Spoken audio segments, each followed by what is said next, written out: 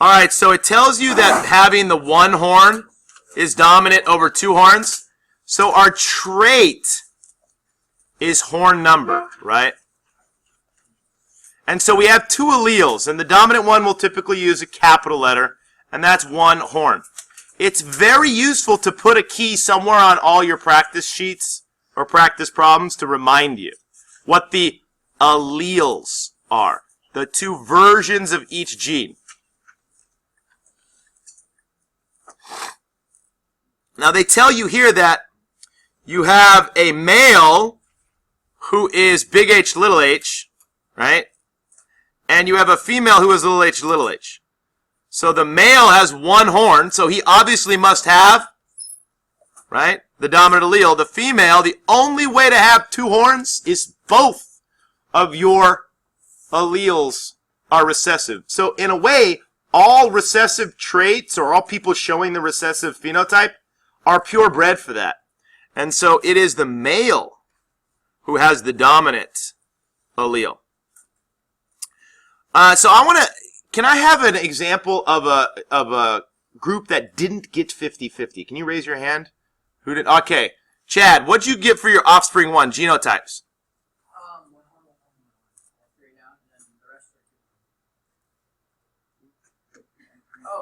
One horn, one horn, one horn, right? That's one horn, one horn, one horn. That's a phenotype, right? And then you had like this, right? Okay, and this is going to be 2 all the way down. So in what should have been, if you guys, and we'll see this, what should have been 50-50, we'll see is something different. So, well, what was the percentage? 2 horns, you had, what, 3 out of 8, right? What's that percentage?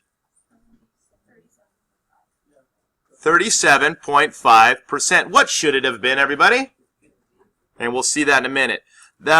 You had a 5 out of 8, which is going to be, what, 63.5? 62.5, sorry. That's why I don't teach math.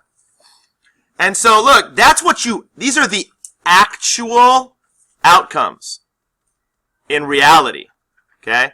Punnett square does not show you the actual outcomes. It shows you the probable outcomes. So if you do the Punnett square, it should have looked like this. I just decided to put the male on the top of the Punnett square, female on the side. That is one horn, 2 horns, one horn,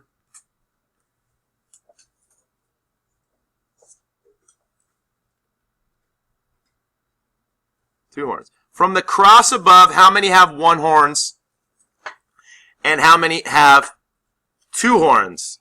If you were to, how many should, it should say right, how many should have 1 horn, right? Since it's, what, 50-50, right? 2 out of 4 should have 1 horn. Meaning 50% should have 1 horn. So if they had 8 children, how many should have 1 horn? 4 should, right? Is that what you guys got? No. But did some people actually get 4 out of 4? Yeah? To some groups? Exactly. I mean, it's possible. It's what you should have gotten. And 2 horns should be 50%. So what you should have gotten is 4. Compare the number to your simulation where you flip the sticks. Does the Punnett square match the results of your cross? Some of you, probably most of you, said they're exactly the same. Chad, you guys put C, right? Because you didn't get 4 out of 4, right? What you should have gotten. You got 3 out of 8. I'm sorry, you didn't get 4 out of 8. You got 3 out of 8 and 5 out of 8. Some of you guys got exactly what the Punnett square predicted, correct? Right? Oh, I'm sorry, yeah. They are close to the same. Yeah, B would be more accurate. You're right. Thank you. Yeah, B would be more accurate than they are different. Now, shh. If you do this cross, if they're both heterozygotes, 1, 1, right? Oops. 1, 2. What percentage has 1 horn? 75, because 3 out of the 4 possibilities. This is 25%. 1 out of the 4 possibilities. It's a 3-to-1 ratio. Okay? Up here. This is a 3-to-1 ratio. Okay, but what if the male was totally dominant and the female was heterozygous? Then your Punnett square is going to look like this.